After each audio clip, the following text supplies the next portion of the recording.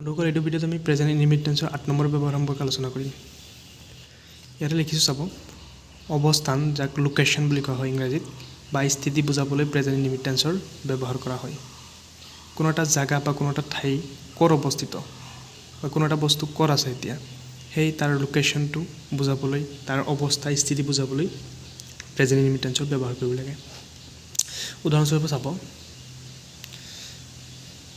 লিখা আছে Guwahati stands on the bank of the Brahmaputra অৰ্থাৎ গুৱাহাটী চহৰখন ব্ৰহ্মপুত্ৰ নদীৰ পাৰত আছে।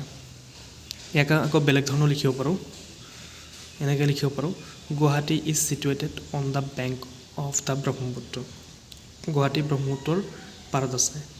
দুয়োটা অৰ্থ একেই, দুয়োটাই এটা জাগাটোৰ লোকেশ্যন বুজাইছে গুৱাহাটীটো ক'ত আছে, কিন্তু এক নম্বৰটো প্ৰেজেণ্ট ইনডিফিনিট টেন্সৰ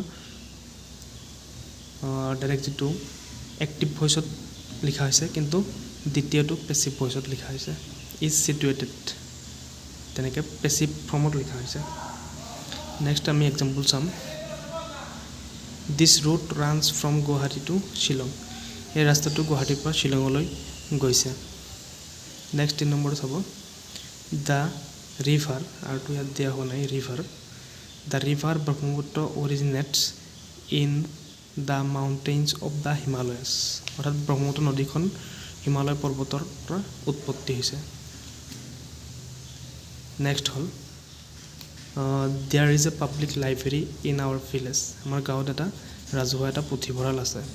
এইটো এটা স্থিতি বা অৱস্থানৰ কথা কৈছে যে পুথিভঁৰালটো ক'ত আছে, সেইকাৰণেতো প্ৰেজেণ্ট ইনডিফিনিট টেন্সৰ ব্যৱহাৰ কৰা হৈছে। নেক্সট লিখা আছে 5 নম্বৰটো the sun is over our head now. অৰ্থাৎ সূৰ্যটো আমাৰ মূৰৰ ওপৰত আছে, এতিয়া আমাৰ মূৰৰ ওপৰত আছে, গতিকে এইটো এটা অৱস্থাৰ কথা কোৱা হৈছে, লোকেশ্যনৰ কথা কোৱা হৈছে।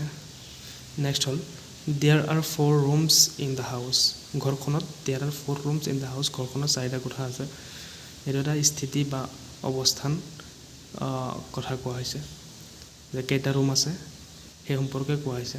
এনেকুৱা ধৰণৰ যিবোৰ বাক্য আছে যিটো বাক্যই লোকেশ্যনক বুজায়, ঠাইখন ক'ত আছে সেইটো বুজায়, নাইবা কি অৱস্থাত আছে তাৰ স্থিতি কেনেকুৱা সেইটো সম্পৰ্কে কয়, তেনেকুৱা বাক্যবোৰ প্ৰেজেণ্ট ইনডিফিনিট টেন্সত লিখিব লাগে।